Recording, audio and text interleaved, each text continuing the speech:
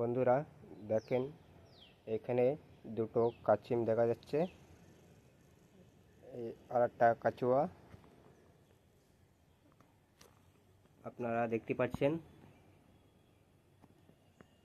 এটা বড়, আর এই কাচুয়ার ছেলে মনে হয় এটা।